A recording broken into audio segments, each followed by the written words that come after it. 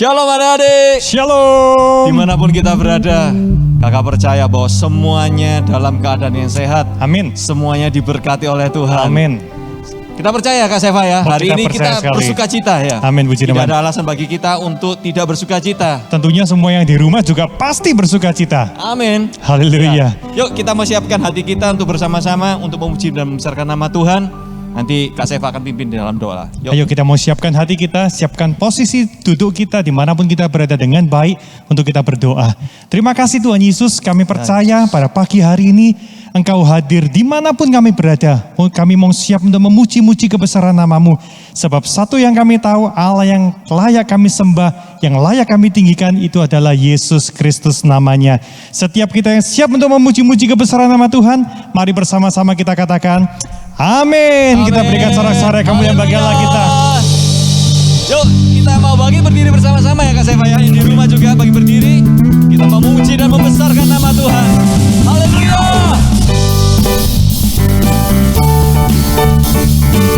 Katakan sama-sama yuk.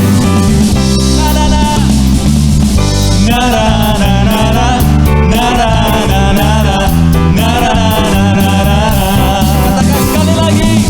Na-na-na-na-na. Na-na-na-na-na. Na-na-na-na-na. Haleluya. Haleluya, ku memuji-Mu Tuhan. Karena kasih-Mu tak berkesudahan. Biar yang bernafas memuji Sang Raja di atas gunung dan di dalam samudra. Tanganku ku angkat padamu, mensyukuri rahmat yang Kau beri. Kakiku melompat bagimu, sebab rahmat-Mu baru siap bagi. Semuanya siap, lambaikan tanganmu. Bersyukurlah kepada Tuhan, sebab Dia baik, sebab Dia baik. Bahwasanya untuk selamanya, kasih setianya, kasih setianya. Na-na-na-na-na, na-na-na-na-na, na-na-na-na-na. Haleluya. Haleluya, ku memuji-Mu Tuhan. Karena kasih-Mu tak berkesudahan. Biar yang bernafas memuji Sang Raja di atas gunung dan di dalam samudra. Tanganku ku angkat padamu, mensyukuri rahmat yang Kau beri. Kaki melompat bagimu, sebab rahmat-Mu baru setiap pagi. Semuanya siap. Bersyukurlah kepada Tuhan, sebab Dia baik, sebab Dia baik. Bahwasanya untuk selamanya, kasih setianya, kasih setia. Bersyukurlah kepada Tuhan, sebab Dia baik, sebab Dia baik. Bahwasanya untuk selamanya, kasih setianya, kasih setianya. Na-na-na-na, na-na-na-na, na-na-na-na-na.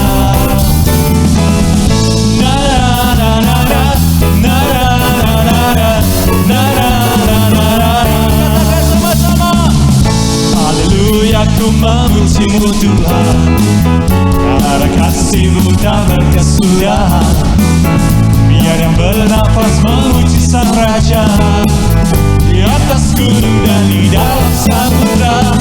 Tanganku ku angkat padamu, bersyukuri rahmat yang Kau beri.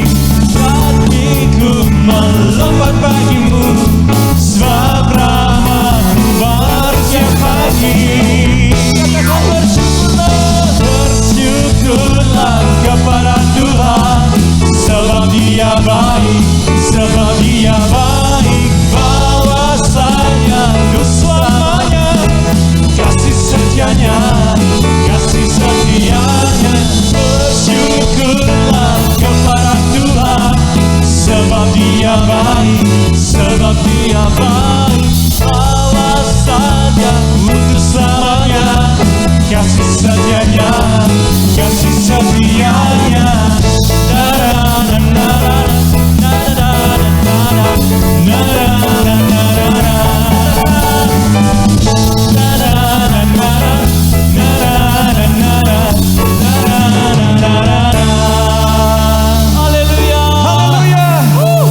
Semuanya masih bersemangat ini Kak Seva. Sangat bersemangat dong. Yang di rumah itu kelihatan wajah-wajahnya semuanya bersukacita tuh. Kalau kita pakai masker nggak kelihatan, tapi kita semua kita bersukacita Betul. loh di tempat ini. Betul, betul. Oleh karena itu, karena kita bersukacita, kita wajib untuk bersyukur kepada Tuhan. Betul, amin. Kita mau menaikkan syukur kita kepada Tuhan dengan lebih semangat lagi. Haleluya. Sama-sama kita bertepuk tangan.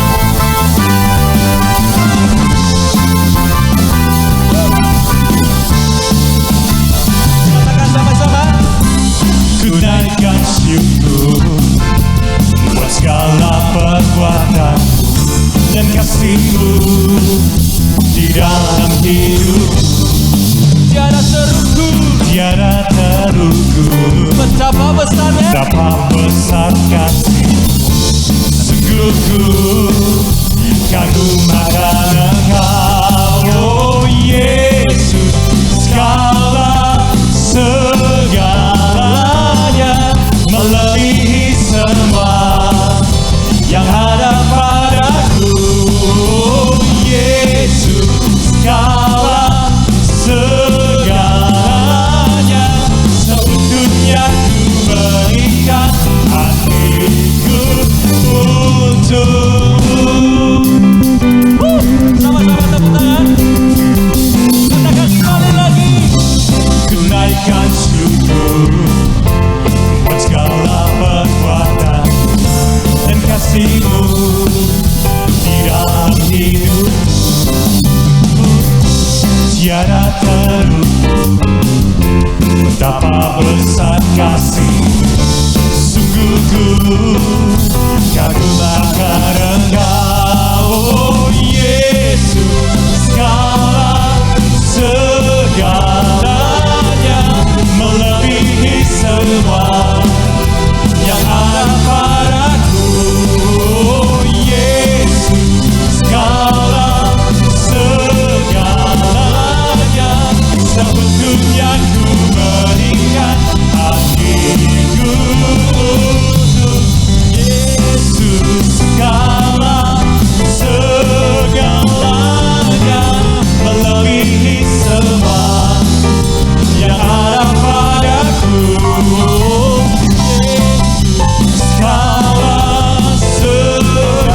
segalanya seutuhnya ku berikan hatiku untuk Yesus, Kaulah Suaranya mana? segalanya melebihi semua Amin. yang ada padaku, Yesus, Kaulah segalanya seutuhnya ku berikan hatiku untuk Yesus, Kaulah segalanya melebihi semua yang ada padaku, Yesus, Kaulah segalanya seutuhnya ku berikan hatiku untuk, seutuhnya ku berikan hatiku untuk, seutuhnya ku berikan hatiku untukmu, Yesus, Kaulah. Berikan suara-suara yang meriah buat Allah kita. Haleluya. Yesus segalanya buat kita ya Kak Seva. Amin, terpujilah nama Tuhan. Kalau Yesus menjadi yang terutama dalam hidup kita, berarti namanya Tuhan selalu yang menjadi pertama ya Kak Seva ya. Pertama di dalam hidup kita, Tidak ada yang lain. tidak ada yang lain. Bukan nomor 2, bukan nomor 3, tapi yang nomor 1. Betul sekali. Ya, dimanapun kita berada hari ini, percayalah bahwa Yesus yang kita sembah itu sangat mengasihi buat setiap Haleluya. kita. Oleh karena itu, kita mau tetap untuk berkomitmen buat Tuhan, biar Dia tetap menjadi pertama dalam hidup Yes, Lord. kita. Namamu selalu ada di tempat pertama. rinduku dan selalu menjadi yang utama. Di rinduku dimanapun ku berada tak akan berubah. Ini janji kami Tuhan, selalu berada di tempat pertama. Yeay. Sama-sama kita tepuk tangan. Kamu lebih indah dari emas yang mulia, namamu berharga jauh lebih mulia dari semua yang ku tahu. Namamu melekat di dalam jiwaku, namamu selalu ada di tempat pertama. Di mana? Di hatiku dan selalu jadi yang utama. Amin. Di rinduku dimanapun ku berada tak akan berubah. Namamu selalu berada di tempat pertama.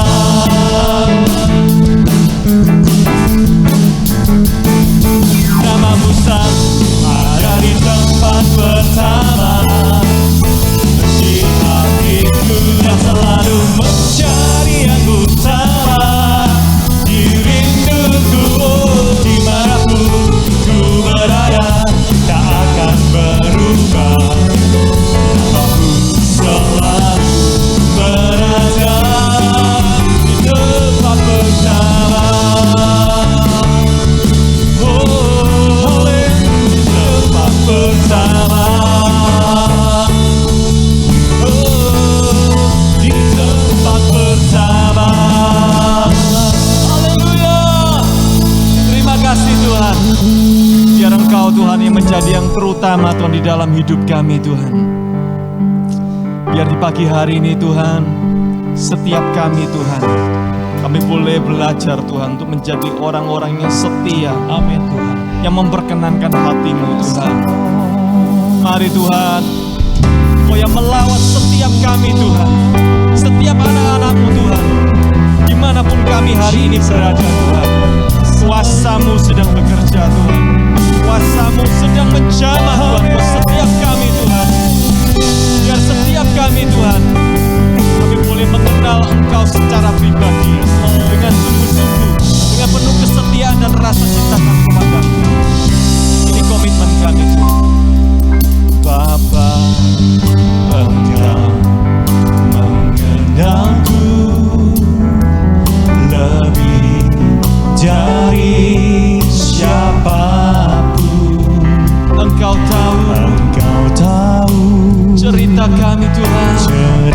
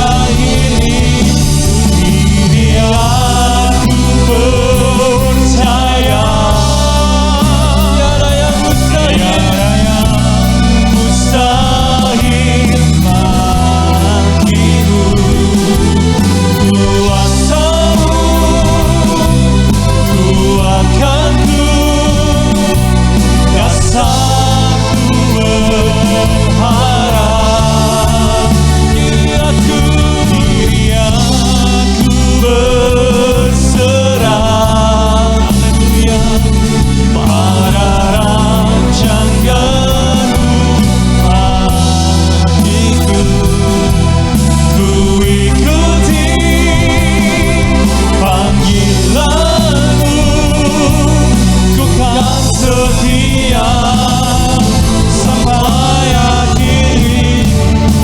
Ku ikuti panggilanmu, ku kan setia sampai akhir hidup. Ku ikuti panggilanmu, ku kan setia sampai akhir hidupku. Haleluya, Yesus. Terima kasih Mari sembah Dia. Haleluya, Yesus.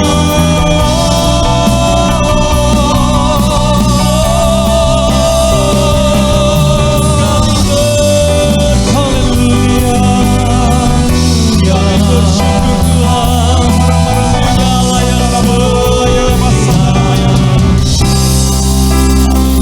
Tuhan. Kasih Yesus.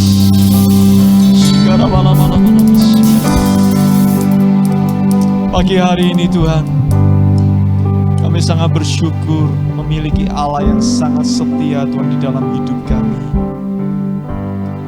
Biar hari ini Tuhan, ini menjadi komitmen dan janji kami Tuhan kepada Engkau. Biar setiap kami Tuhan yang sudah memuji dan membesarkan nama-Mu, kami pun tetap setia Tuhan. Apapun yang terjadi dalam keadaan apapun, kami pun tetap mau setia mengiring Engkau Tuhan, seumur hidup kami Tuhan. Mari Bapa, Engkau yang berbicara buat setiap kami, biar setiap firman yang kami akan dengarkan sebentar, yang Engkau akan taburkan Tuhan melalui hamba-Mu. Engkau urapi Tuhan hamba-Mu, dan Engkau urapi juga kami yang mendengar Tuhan. Supaya Tuhan setiap firman yang kami dengar, ini boleh menjadi kekuatan, boleh menjadi pengharapan dalam hidup kami Tuhan, di tengah-tengah situasi hari-hari ini yang sulit Tuhan. Kami percaya Tuhan, kami memiliki Allah yang hebat, kami memiliki Allah yang sangat heran dalam hidup kami Tuhan. Dan kami tidak akan pernah khawatir Tuhan, di dalam menghadapi situasi apapun yang kami hadapi, sebab kami bersama dengan Engkau. Terima kasih Tuhan, terima kasih. Kami siap Tuhan, Engkau berkati Tuhan melalui firman-Mu. Di dalam nama Tuhan Yesus, yang percaya dan siap untuk menerima berkat Tuhan, sama-sama sepakat katakan, Amin. Amin. Puji nama Tuhan, Shalom. Shalom, saya Manuela dari kelas Filipus kelas besar. Saya ingin bersaksi tentang kenapa saya setia isi review sekolah minggu. Saya senang mengisi review sekolah minggu karena saya jadi tahu tentang hal-hal yang selama ini saya tidak tahu karena jarang dibahas. Misalnya tentang murid yang dikasihi Yesus yang sering ditulis di dalam Alkitab, ternyata adalah Yohanes. Dengan adanya review ini, saya jadi lebih fokus ketika mendapatkan firman Tuhan.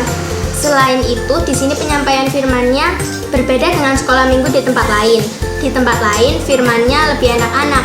Tetapi di sini, saya mendapatkan firman Tuhan yang lebih dewasa dan rinci, sehingga pengetahuan dan pengenalan saya akan firman Tuhan lebih banyak. Sekian dari saya, terima kasih dan Tuhan Yesus memberkati. Shalom, selamat pagi adik-adik. Selamat bertemu kembali di dalam acara streaming sekolah minggu. Tidak bosan-bosannya mengingatkan kalian untuk mengikuti program KID, yaitu Keep in Touch, supaya kalian menerima berkat yang lebih besar. Nah, sekarang akan menanyakan, apakah kalian ingat firman Tuhan yang disampaikan minggu lalu tentang mujizat Tuhan Yesus di tepi Danau Tiberias. Pada saat itu, murid-murid sudah berusaha mencari ikan, adik-adik. Semalam-malaman mereka tidak mendapatkannya. Tetapi pada saat Tuhan Yesus memerintahkan mereka untuk menebarkan jala, ternyata di situ kita bisa lihat ya, mereka mendapatkan ikan banyak sekali, bahkan besar-besar ikannya. Dan jalannya tidak koyak, adik-adik. Inilah mujizat yang Tuhan lakukan kepada murid-muridnya pada saat itu. Bagi kita yang hidup saat ini, Biarlah kita melibatkan Tuhan Yesus di dalam setiap perkara, di dalam setiap langkah kehidupan kita, supaya Tuhan Yesus juga akan mengerjakan mujizat yang sama untuk kita semua, adik-adik. Sekarang kita akan sama-sama mendengarkan firman Tuhan. Kalian siapkan hati, pikiran kalian untuk benar-benar menerima firman Tuhan. Tuhan Yesus memberkati.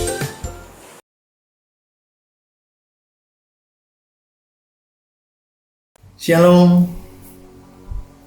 Kembali kita mendapatkan kesempatan untuk beribadah, memuji dan menyembah Tuhan, bahkan mendengarkan kebenaran firman Tuhan. Ini merupakan satu berkat yang besar dalam setiap kehidupan kita. Sehingga sampai dengan saat ini, sekalipun melalui live streaming, kita masih tetap beribadah kepada Tuhan. Dalam kehidupan ini, sejak dari kecil, setiap kita sudah banyak mendengar dan menerima janji, baik dari orang tua, baik dari teman, dari pemimpin-pemimpin. Tetapi apakah engkau pernah menerima janji dari seseorang yang berjanji jangan takut terhadap apapun, karena aku akan menolongmu saat engkau dalam kesulitan. Aku akan menguatkanmu saat engkau lemah, dan aku akan menghiburmu saat engkau di dalam susah. Bahkan aku akan menyertaimu dimanapun engkau berada, bahkan aku akan selalu hadir untukmu. Tentunya janji ini tidak pernah kita terima. Janji ini tidak pernah kita dengar dari seseorang, karena keberadaan manusia itu sangat terbatas. Tetapi sebagai orang percaya, sebagai putra-putra Allah, setiap kita menerima janji yang hebat itu. Setiap kita mendapatkan janji yang luar biasa itu, karena setiap kita yang menentukan janji itu terwujud atau tidak dalam kehidupan kita. Janji itu kita terima, yaitu melalui firman Tuhan dan melalui janji-janji Tuhan. Bahkan saat ini kita menerima janji itu, yaitu dari janji Bapa, promise of the Father. Judul firman Tuhan pada pagi hari ini yaitu promise of the Father. Kisah 1 ayat 1 sampai dengan yang kelima. Roh Kudus, perikopnya Roh Kudus dijanjikan. Hai Theophilus, dalam bukuku yang pertama, aku menulis tentang segala sesuatu yang dikerjakan dan diajarkan Yesus. Sampai pada hari ia terangkat, sebelum itu ia telah memberi perintahnya oleh Roh Kudus. Perintahnya oleh Roh Kudus kepada rasul-rasul yang dipilihnya. Kepada mereka ia menunjukkan dirinya setelah penderitaannya selesai, dan dengan banyak tanda ia membuktikan bahwa ia hidup. Sebab selama 40 hari ia berulang-ulang menampakkan diri dan berbicara kepada mereka tentang kerajaan Allah. Pada suatu hari ketika ia makan bersama-sama dengan mereka, ia melarang mereka meninggalkan Yerusalem dan menyuruh mereka tinggal di situ menantikan janji Bapa. Yang demikian katanya, telah kamu dengar daripadaku, sebab Yohanes membaptis dengan air, tetapi tidak lama lagi kamu akan dibaptis dengan Roh Kudus. Dalam pembahasan firman Tuhan, promise of the Father, pada pagi hari ini, kita akan membahas dalam 5 pokok bahasan. Yang pertama yaitu pendahuluan. Yang kedua, apa yang dimaksud dengan janji Bapa, atau apa definisi daripada janji Bapa atau promise of the Father. Yang ketiga yaitu mengapa baptisan Roh Kudus sebagai promise of the Father. Yang keempat yaitu apa hasil atau dampak promise of the Father dalam kehidupan kita. Yang kelima yaitu kesimpulan. Kita akan melihat yang pertama pendahuluan. Setelah Yudas menjual Yesus, Yudas menjual Yesus kepada para imam dan ahli Taurat atau orang Farisi seharga 30 keping perak. Lalu Yesus ditangkap. Yesus diadili, diolok-olok, dihina. Bahkan Yesus dianiaya, yaitu dengan dicambuk. Dan pada akhirnya diberi mahkota duri di kepalanya. Sehingga mengalami penderitaan yang amat sangat hebat pada waktu itu. Lalu tidak cukup sampai di situ. Lalu Yesus dipaksa untuk memikul salib menuju ke Golgota sambil dicambuk, dianiaya, dikata-katai di sepanjang jalan.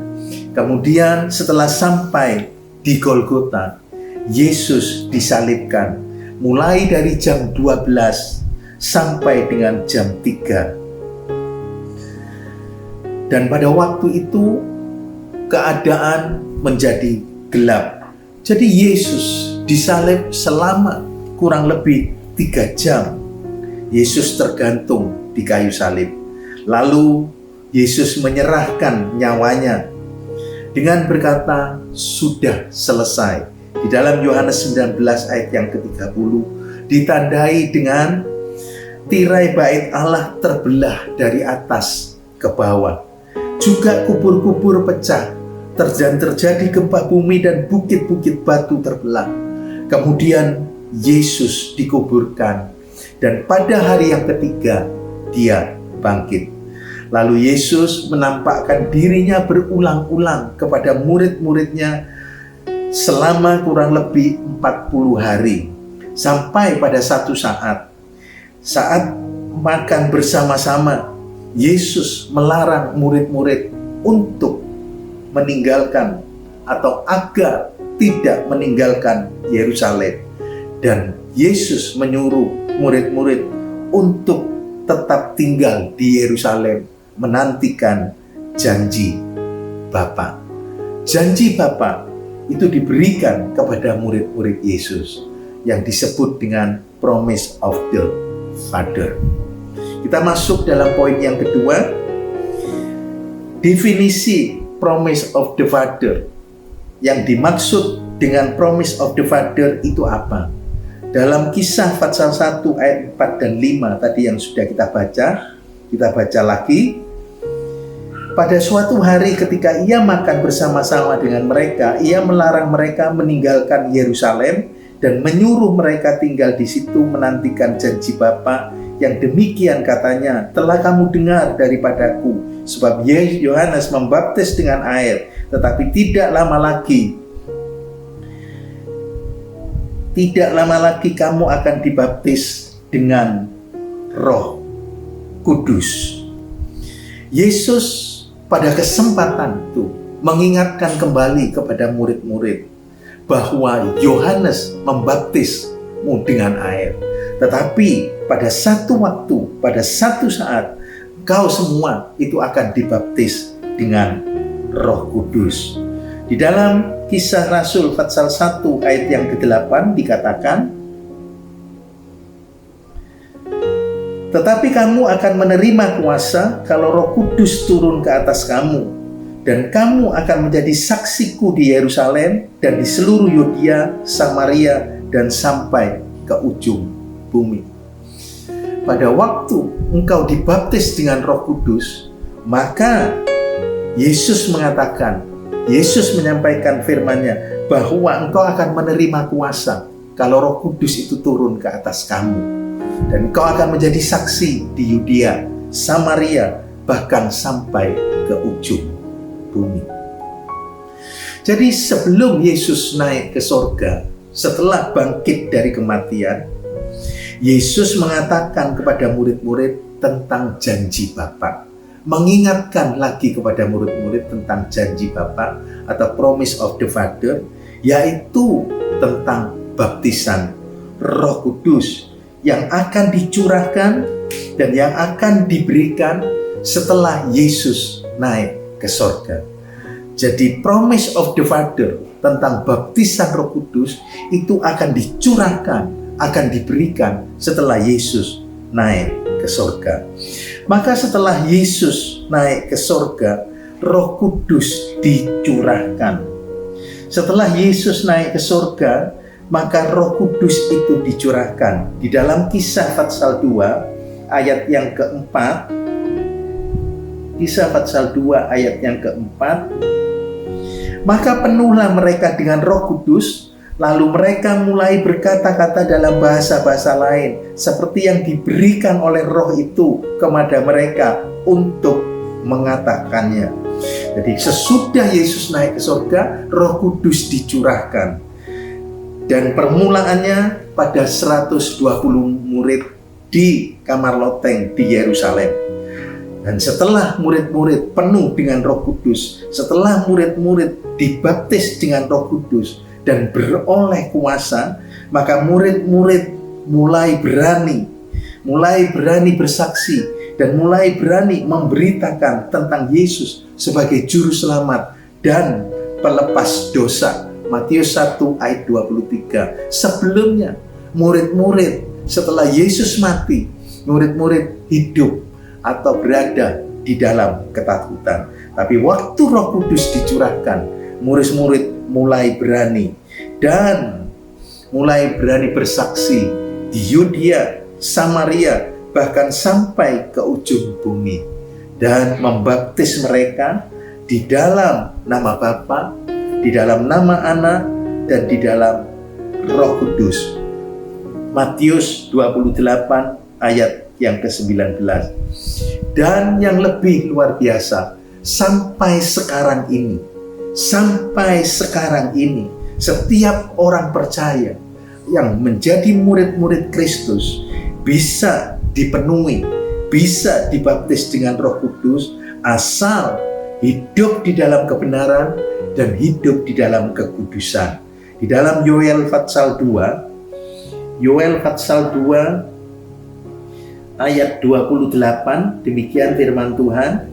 Kemudian daripada itu akan terjadi bahwa aku akan mencurahkan Rohku ke atas semua manusia, maka anak-anakmu laki-laki dan perempuan akan bernubuat, orang-orangmu yang tua akan mendapatkan mimpi, teruna-terunamu akan mendapatkan penglihatan. Itulah janji Tuhan, itulah promise of the Father, yaitu baptisan Roh Kudus yang permulaannya diberikan kepada murid-murid 120 murid di kamar loteng Yerusalem. Tetapi sekarang setiap kita, setiap orang percaya, setiap murid Kristus bisa menerima baptisan Roh Kudus. Jadi promise of the Father atau janji Bapa itu adalah baptisan Roh Kudus. Jadi yang dimaksud dengan promise of the Father itu adalah baptisan Roh Kudus. Siapa Roh Kudus? Kita akan melihat siapa Roh Kudus. Roh Kudus itu adalah Roh Allah, juga disebut dengan Roh Suci, adalah salah satu dari oknum Allah, oknum ketiga dari Allah. Roh Kudus itu setara dengan Allah Bapa, setara dengan Allah Anak atau Putra manusia Yesus. Dan Roh Kudus itu merupakan satu pribadi. Di dalam Matius pasal 28 ayat yang ke-19 dikatakan, karena itu pergilah, jadikanlah semua bangsa itu muridku, dan baptislah mereka di dalam nama Bapa, Anak, dan Roh Kudus. Jadi Roh Kudus itu setara dengan Allah Bapa, dengan Allah Anak, dan Roh Kudus itu merupakan satu pribadi. Maka Roh Kudus itu punya kehendak, punya kemauan. Artinya Roh Kudus itu dapat memilih, Roh Kudus itu dapat melarang, Roh Kudus itu dapat menyeru, dan Roh Kudus itu dapat berkata-kata. Misalnya di dalam Kisah pasal 13 ayat yang ke-22, Kisah 13 ayat yang kedua, demikian firman Tuhan. Pada suatu hari mereka beribadah kepada Tuhan dan berpuasa, berkatalah Roh Kudus, khususkanlah Barnabas dan Saulus bagiku. Khususkanlah Barnabas dan Saulus bagiku untuk tugas yang telah kutentukan bagi mereka. Jadi jelas bahwa Roh Kudus itu merupakan satu pribadi, maka dia dapat berkata-kata.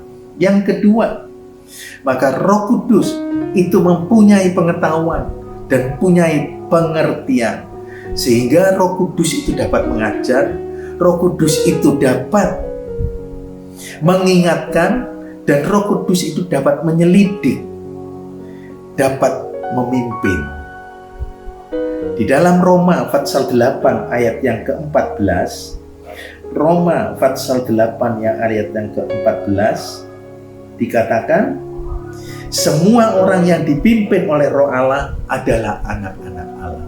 Jadi Roh Kudus dapat memimpin setiap orang percaya untuk berjalan di dalam kehendak-Nya, untuk berjalan di dalam jalan-jalannya. Bahkan di dalam Yohanes 14 ayat yang ke-26, Yohanes 14 ayat yang ke-26 dikatakan, tetapi penghibur yaitu Roh Kudus yang akan diutus oleh Bapa dalam namaku, dialah yang akan mengajarkan segala sesuatu kepadamu dan akan mengingatkan kamu akan semua yang telah kukatakan kepadamu. Jadi Roh Kudus dapat mengajar dan juga dapat mengingatkan. Yang ketiga, punya perasaan dan atau berperasaan. Misalnya perasaan kasih, perasaan duka, perasaan dipadamkan dan dicobai. Sebab itu di dalam Efesus 4 ayat 30, jangan mendukakan Roh Kudus. Kita sebagai orang percaya, kita sebagai putra, kita bisa mendukakan Roh Kudus. Kalau terus Roh Kudus didukakan, maka akhirnya dia juga akan meninggalkan kita. Jadi punya perasaan dan berperasaan. Jadi Roh Kudus itu adalah Allah. Sehingga orang yang dipenuhi dengan Roh Kudus itu dapat melakukan perkara-perkara yang besar. Orang yang dipenuhi dengan Roh Kudus dapat melakukan perkara-perkara yang besar. Di dalam Mazmur 60 ayat 14 dikatakan bahwa serta dengan Allah engkau akan melakukan perkara-perkara besar. Bahkan orang yang dipenuhi, orang yang dibaptis dengan Roh Kudus itu bisa hidup tanpa batas. Karena Allah ada dan tinggal di dalam hidupnya. Sebab itu murid-murid pada waktu dibaptis dengan Roh Kudus menjadi berani, tidak mengalami takut lagi dengan ancaman orang-orang Yahudi pada waktu itu, dengan ancaman orang-orang banyak pada waktu itu.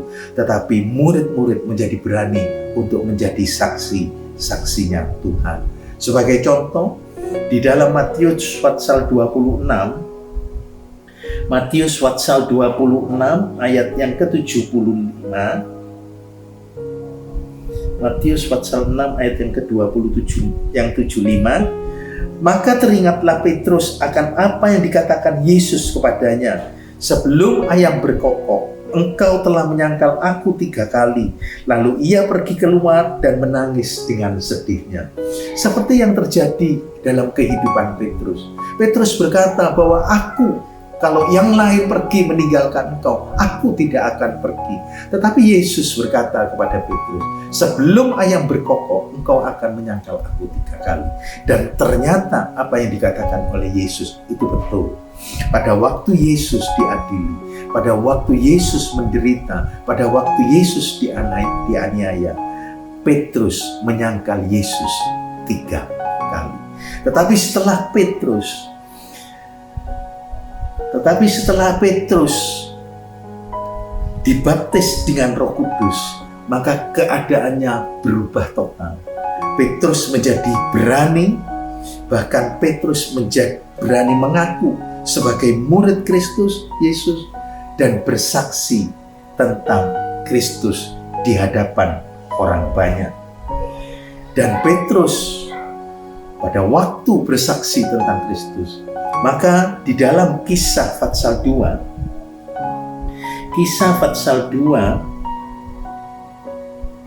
ayat yang ke-38, jawab Petrus kepada mereka, bertobatlah dan hendaklah kamu masing-masing memberi dirimu dibaptis dalam nama Yesus Kristus untuk pengampunan dosamu, maka kamu akan menerima karunia Roh Kudus.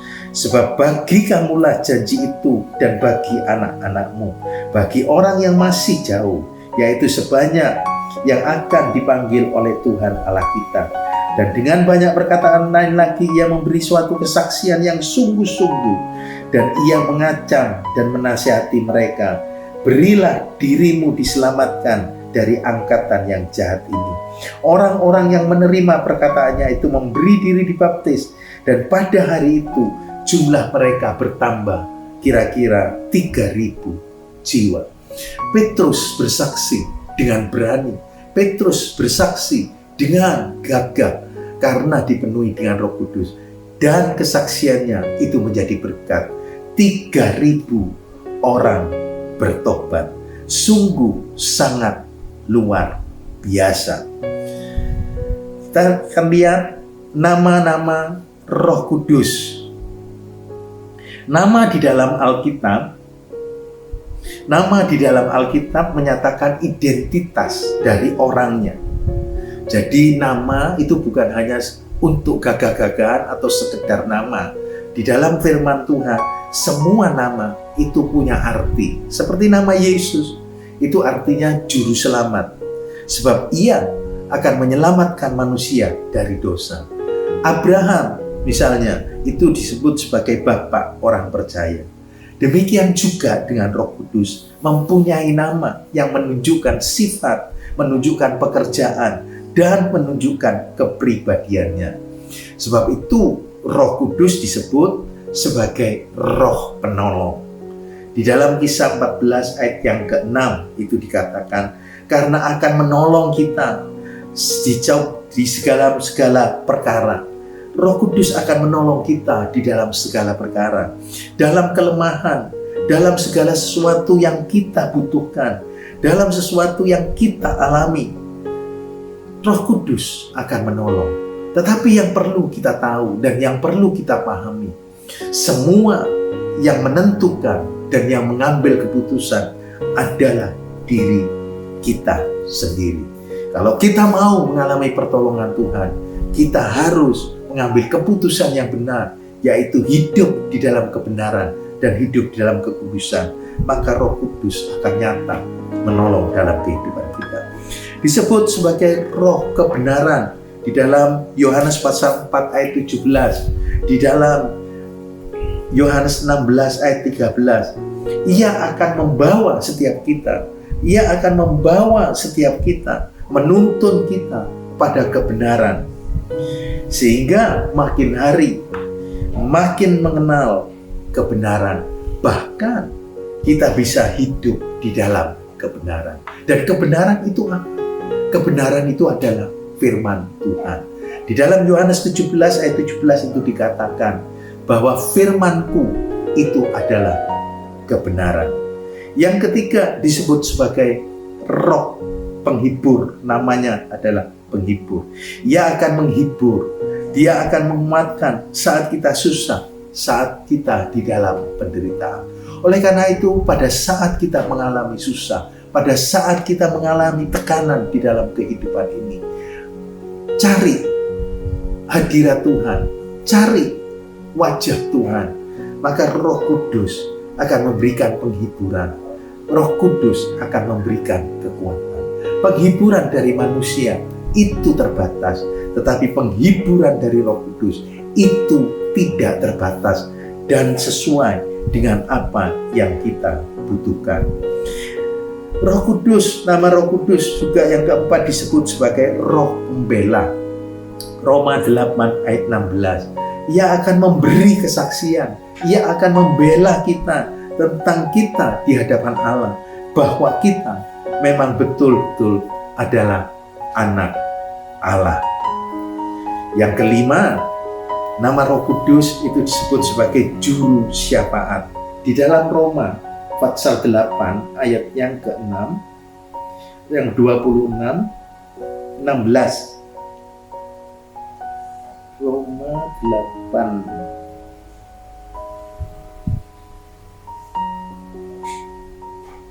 ayat yang ke-26, demikian juga Roh membantu kita dalam kelemahan kita, sebab kita tidak tahu bagaimana sebenarnya harus berdoa, tetapi Roh sendiri berdoa untuk kita kepada Allah dengan keluhan-keluhan yang tidak terkatakan.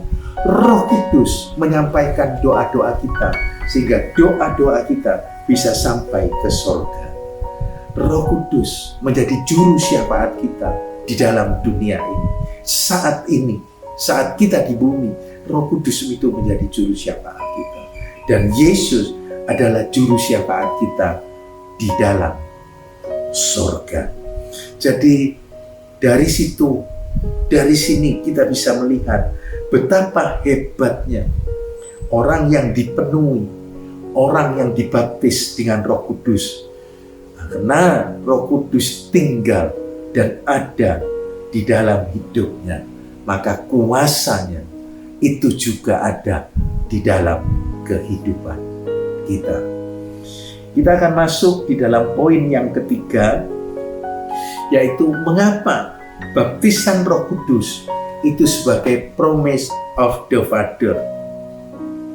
Baptisan Roh Kudus itu sama dengan dipenuhkan dengan Roh Kudus. Artinya sampai luber, sampai dari mulut kita itu keluar bahasa-bahasa yang tidak kita kenal. Di dalam Kisah pasal 2 ayat 4-5 yang disebut dengan glosolali, yang berarti itu Allah tinggal dan ada di dalam kehidupan kita. Jadi baptisan Roh Kudus itu dipenuhkan dengan sampai dari mulut kita keluar bahasa-bahasa yang baru atau bahasa-bahasa yang tidak kita kenal. Perlu kita tahu, baptisan Roh Kudus itu ada dua macam, ada dua tipe. Yang pertama yaitu tipe perjanjian lama, di mana Roh Kudus hanya tinggal kadang-kadang saja karena Roh Kudus belum dicurahkan. Di dalam Yohanes pasal 7 ayat 39, Yohanes pasal 7 ayat yang ke-39, yang dimaksudnya ialah roh yang akan diterima oleh mereka yang percaya kepadanya, sebab roh itu belum datang karena Yesus belum dimuliakan, karena Yesus belum dibangkitkan dari kematian dan Yesus belum naik ke surga, maka dikatakan Roh Kudus itu belum datang. Dan pada tipe perjanjian lama, Roh Kudus itu belum dicurahkan. Sebab apa? Yang kedua, yaitu sebab dosa belum ditebus. Dosa pada waktu perjanjian lama itu hanya ditutup dengan darah binatang.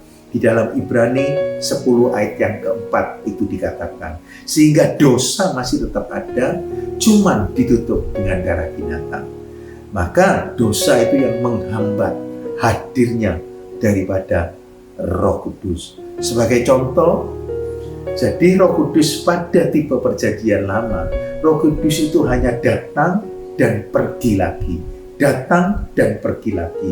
Dan Roh Kudus hanya datang pada orang-orang tertentu saja. Tidak banyak orang yang dipenuhi atau yang Roh Kudus datang dalam hidupnya. Contohnya seperti kepada Musa. Roh Kudus datang dan kemudian pergi. Demikian juga kepada Daud. Jangan kepada Simson. Pada waktu Simson disertai dan dipenuhi dengan Roh Kudus, maka kekuatannya menjadi luar biasa. Tetapi waktu Simson jatuh di dalam dosa dan mencobai Roh Kudus sampai akhirnya Simson ditinggalkan oleh Roh Kudus, maka kekuatannya menjadi lemah. Yang kedua, yaitu tipe perjanjian baru. Berbeda dengan tipe perjanjian lama dalam tipe perjanjian baru. Setelah kematian dan kebangkitan Yesus, Roh Kudus dicurahkan sehingga Roh Kudus tinggal dan tetap dalam kehidupan kita. Sehingga kita dimungkinkan, sehingga setiap kita dimungkinkan untuk mengalami baptisan Roh Kudus tipe perjanjian baru karena dosa sudah ditebus, bahkan dihapus oleh darah Yesus melalui kematian Yesus di kayu salib. Sehingga setiap kita sebagai orang percaya dimampukan untuk hidup di dalam kekudusan. Sebab itu, setelah kebangkitan Yesus yang Bapa janjikan, yaitu baptisan Roh Kudus yang Bapa janjikan melalui Yesus kepada murid-muridnya pada waktu itu, yaitu baptisan Roh Kudus atau kepenuhan dan pencurahan Roh Kudus di dalam kehidupan murid-murid. Yang menjadi pertanyaannya, mengapa Bapa menjanjikan pencurahan Roh Kudus setelah Yesus mati dan kemudian bangkit serta naik ke sorga? Yang pertama yaitu karena Yesus sudah mati untuk mengampuni dan melepaskan manusia dari dosa, sehingga Roh Kudus dapat datang dan tinggal di dalam kehidupan manusia atau di dalam kehidupan kita. Di dalam Yohanes 7 ayat 38 dan 39 itu tertulis, sebab dosa sudah ditebus oleh darah Yesus. Sebelum dosa ditebus oleh darah Yesus, Roh Kudus tidak dapat datang dan tinggal di dalam kehidupan kita. Seperti Roh Kudus dalam tipe baptisan Roh Kudus dalam tipe perjanjian lama. Yang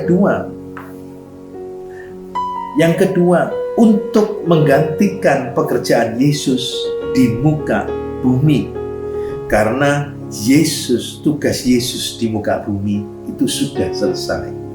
Di dalam Yohanes 19 ayat yang ke-30, Yohanes pasal 19 ayat yang ke-30 dikatakan, sesudah Yesus meminum anggur asam itu, berkatalah ia, sudah selesai. Lalu ia menundukkan kepalanya dan menyerahkan nyawanya. Tugas Yesus di muka bumi sudah selesai pada waktu Yesus menyerahkan nyawanya di atas kayu salib. Sekarang Yesus sebagai juru syafaat kita di sorga. Dalam Ibrani 7 ayat 25 itu dikatakan, dan Roh Kudus menggantikan pekerjaan Yesus untuk memberi kekuatan, untuk memberi penghiburan, untuk menolong agar kita mampu melakukan firman Tuhan, dan Roh Kudus sebagai juru syafaat kita di bumi. Sebab itu, setiap kita sebagai orang percaya, jangan pernah berkata bahwa firman Tuhan itu berat, bahwa firman Tuhan itu susah untuk dilakukan. Kalau kita mau dan kalau kita rindu untuk menggenapi setiap firman-Nya, kita bisa dan kita mampu untuk mengalaminya karena Roh Kudus yang memberikan kemampuan buat kita dan Roh Kudus yang menolong kita. Yang ketiga, supaya orang percaya atau murid-murid dapat menjadi saksi yang hidup. Di dalam Kisah 1 ayat yang ke-8 tadi sudah kita baca, tanpa Roh Kudus kita tidak akan dapat menjadi saksi jadi saksi untuk Tuhan. Karena Yesus saat di dalam dunia ini dimusuhi, dibenci, bahkan ditolak. Jadi kita mutlak memerlukan Roh Kudus. Sebab itu promise of the Father itu adalah baptisan Roh Kudus dalam setiap kehidupan kita sebagai orang percaya. Yang keempat, yaitu untuk membimbing orang percaya agar jadi seperti Yesus. Di dalam Efesus pasal 4 ayat 12 dan 13. Efesus pasal 4 ayat 12 dan 13.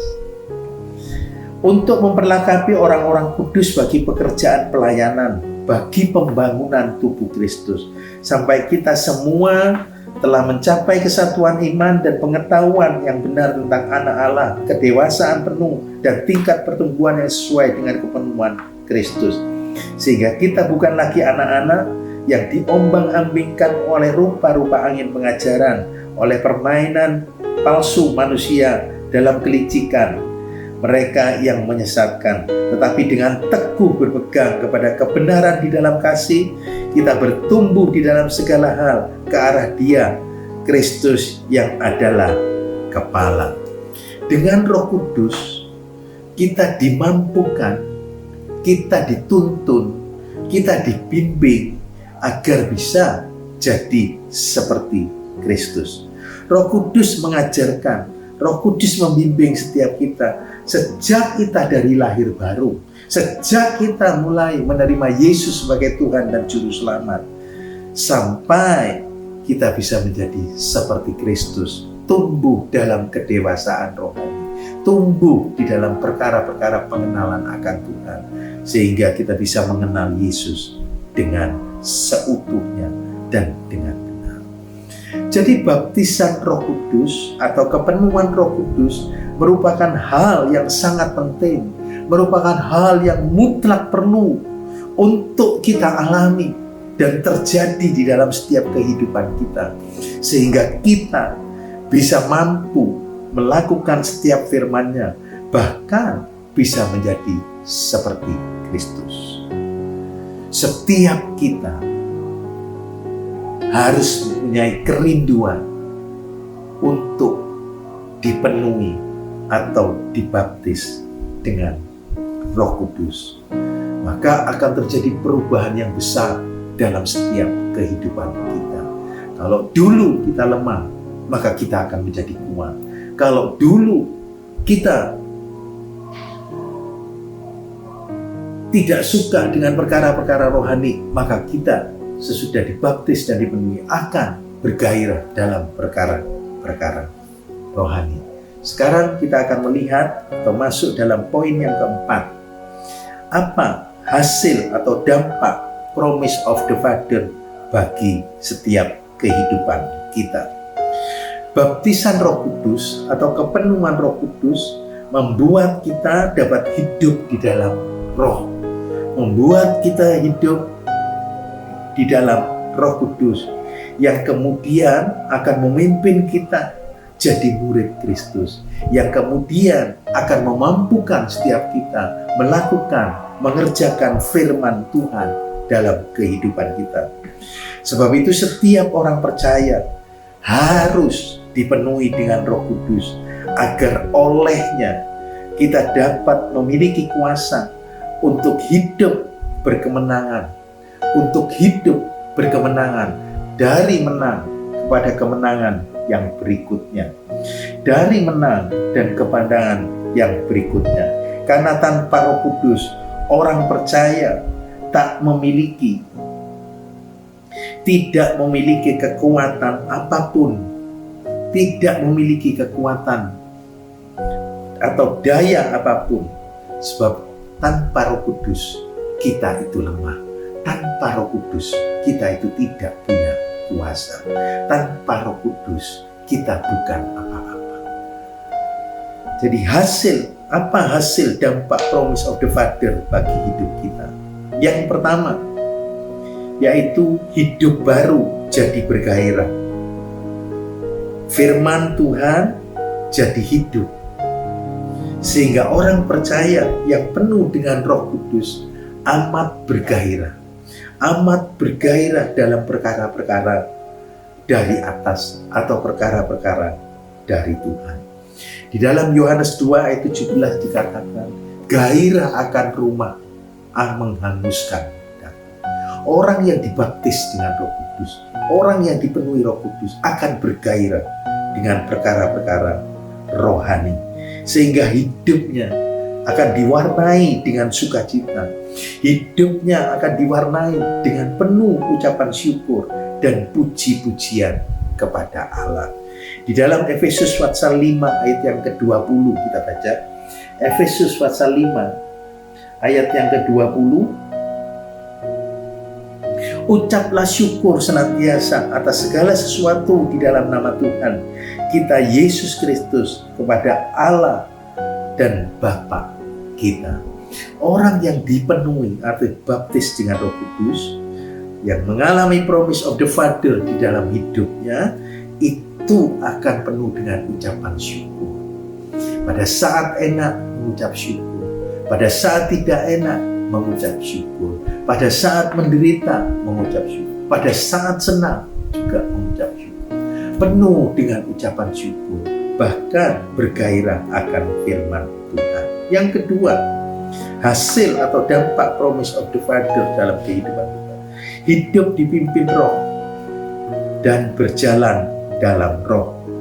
Dalam Galatia pasal 5 ayat 16. Artinya tidak hidup berdasarkan kehendak sendiri, tidak hidup berdasarkan pemikiran atau pandangan sendiri, tetapi hidup berdasarkan kehendak Roh. Hidup berdasarkan kehendak Roh. Hidup kemanapun Roh menyuruh, itu ditaati. Artinya tidak memakai kekuatan sendiri, mengandalkan Roh Kudus. Sekalipun kadang-kadang tidak cocok atau tidak sesuai dengan akal kita, tetapi kalau itu suara Roh Kudus, kalau itu pimpinan Roh, kita taati saja. Maka keberhasilan, kesuksesan, kemenangan itu yang akan menjadi bagian di dalam kehidupan kita. Yang ketiga, yaitu hidup di dalam kuasa. Di dalam Kisah 1 ayat 8, kita baca lagi supaya saudara anak-anak bisa ingat terus. Kisah 1 ayat 8. Tetapi kamu akan menerima kuasa kalau Roh Kudus turun ke atas kamu, dan kamu akan menjadi saksiku di Yerusalem, di seluruh Yudea, Samaria, sampai ke ujung bumi. Kalau Roh Kudus turun atas hidup kita, maka kuasa Allah itu ada di dalam kehidupan kita. Pada saat kita menerima kuasa itu, pada saat kita menerima baptisan Roh Kudus, maka kita memiliki kuasa untuk menang atas setiap pergumulan, untuk menang atas setiap masalah, untuk menang atas setiap persoalan. Di dalam Kristus, kita mempunyai kuasa untuk meraih kemenangan, yaitu melalui iman. Iman timbul dari pendengaran akan firman Tuhan. Dan firman Tuhan yang diurapi dengan Roh Kudus, itu akan membangkitkan iman.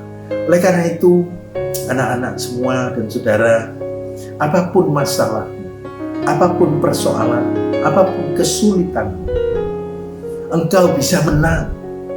Engkau bisa meraih kemenangan bersama dengan Roh Kudus yang ada dan tinggal di dalam hidup. Tidak ada masalah, tidak ada persoalan, bahkan tidak ada sakit penyakit yang tidak bisa disembuhkan. Asal kita punya iman dan kita percaya, maka kita akan meraih kemenangan.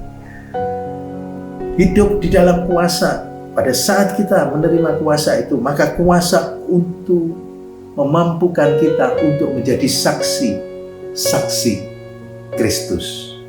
Roh Kudus akan menuntun, Roh Kudus akan mendorong, Roh Kudus akan memampukan kita untuk bersaksi tentang Kristus dengan berani. Oleh karena itu, anak-anak, jangan pernah menutup mulut. Jangan pernah mengunci mulut kita. Kalau kesempatan itu ada, kalau kesempatan itu datang dalam hidup kita, jadilah saksi Kristus. Saksilah tentang Kristus, yaitu tentang Yesus, bahwa Yesus itu juru selamat, Yesus itu mengampuni dosa, dan Yesus itu menyediakan tempat di sorga bersama-sama dengan Dia. Dan dalam Yesus tidak ada perkara yang mustahil. Di dalam Yesus ada segala perkara. Kita harus memberitakan. Kita harus memberitakan. Yang penting kita memberitakan soal menumbuhkan atau mereka mau percaya atau tidak, itu adalah karya Roh Kudus. Yang keempat hasil daripada promise of the Father atau baptisan Roh Kudus dalam kehidupan. Kita akan hidup di dalam karunia Roh atau kenyataan Roh dan buah-buah Roh dalam kehidupan kita.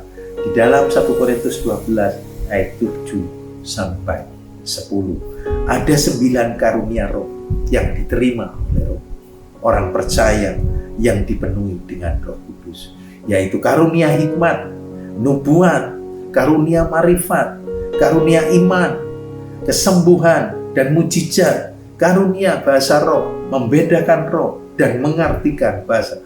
Ini semua luar biasa. Bahkan buah roh itu juga luar biasa. Setiap kita sebagai orang percaya yang dipenuhi dan dibaptis dengan Roh Kudus, maka karunia roh dan buah roh itu akan nyata di dalam kehidupan kita. Jadi dari sini kita bisa melihat betapa hebatnya hasil dari promise of the Father dalam kehidupan kita, yaitu baptisan Roh Kudus. Allah tinggal dan ada dalam kehidupan kita. Kalau Allah tinggal dan ada di dalam kehidupan kita, maka tidak ada perkara yang tidak bisa diselesaikan. Tidak ada perkara yang mustahil di dalam kehidupan kita. Di dalam Markus 9 ayat 3, tidak ada perkara yang mustahil bagi orang yang percaya. Kesimpulannya, promise of the Father adalah janji yang sangat hebat dan janji yang sangat luar biasa, di mana semua orang percaya yang rindu dan sungguh-sungguh akan dibaptis dengan Roh Kudus, sehingga Allah tinggal dan ada di dalam hidupnya, menjadi satu dengan Allah. Dan itu sangat luar biasa. Kita naikkan satu pujian. Roh Kudus, datanglah, jamalah tiap hati, jamalah, segarkanlah yang lelah, kuatkanlah yang lemah. Roh Kudus, Roh Kudus, kuatkanlah. Roh Kudus, hiburlah tiap hati yang gentar, hiburlah. Lewat lembah yang curam, jalan licin dan terjal. Roh Kudus, Roh Kudus, bimbinglah. Anak-anak semua dan saudara yang ikuti ibadah pada siang hari ini, angkatlah dan pujilah pujian ini dengan sungguh-sungguh. Kalau engkau rindu untuk mengalami promise of the Father, yaitu baptisan Roh Kudus di dalam hidup. Saat ini, saat engkau ibadah, saat engkau menyembah Tuhan, Roh Kudus bisa tercurah dalam hidupmu, bahkan bisa memenuhi hidup. Kita naikkan pujian ini sekali lagi. Sambil angkatlah tanganmu, semua yang rindu, angkatlah tangan. Roh Kudus, datanglah, jamalah tiap hati, jamalah, segarkanlah yang lelah, kuatkanlah yang lemah. Roh Kudus, Roh Kudus, kuatkanlah. Roh Kudus, hiburlah tiap hati yang gentar, hiburlah. Lewat lama yang curam, jalan licin dan terjal. Roh Kudus, Roh Kudus, bimbinglah. Roh Kudus, Roh Kudus, datanglah. Roh Kudus, Roh Kudus, penuhkanlah. Haleluya, haleluya, haleluya. Tuhan, kami rindu mengalami promise of the Father dalam hidup kami. Kami mohon penuhkanlah, panikon, curahkanlah Roh Kudus dalam hidupku Tuhan. Oh, haleluya. Curahkan Tuhan, curahkan Roh-Mu, curahkan Roh Kudus-Mu dalam hidup kami. Gloria la malam masih, la malam masih. Kami mau Tuhan, kami mau mengalami baptisan Roh-Mu. La malam ora la maya la masikina la malam sikina la masih. Baptislah kami Tuhan, baptislah kami, penuhi hati kami dengan Roh-Mu. Terima kasih Tuhan, terima kasih, terima kasih, terima kasih buat kebenaran firman-Mu yang mana Engkau menjanjikan Bapa, baptisan Roh dalam setiap kehidupan kami orang yang percaya.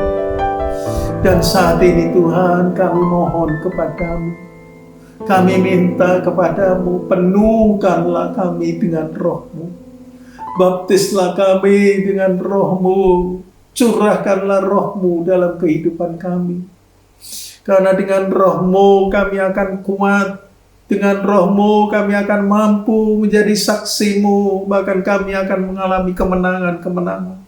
Dan hidup kami akan menjadi bergairah, hidup kami akan menjadi Tuhan, mengenal Engkau lebih lagi di dalam kehidupan ini.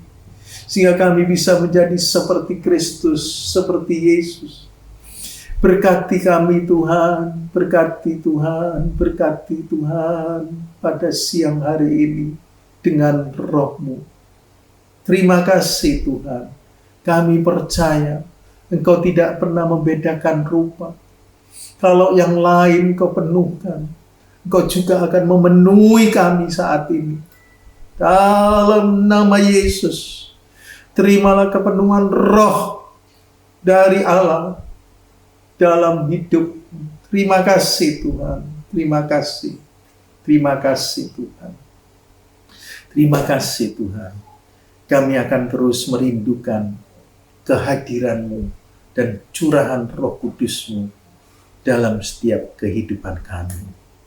Terima kasih Tuhan. Terima kasih memberkati pimpinan-pimpinan kami, baik Bapak Gembala kami, guru-guru sekolah minggu. Tuhan, semuanya Engkau memberkati, sehingga kami boleh terus mengalami pengarahan, pendidikan, dan pengajaran tentang firman-Mu. Maka kami akan terus bertumbuh dan boleh semakin mengenal Yesus di dalam kehidupan ini.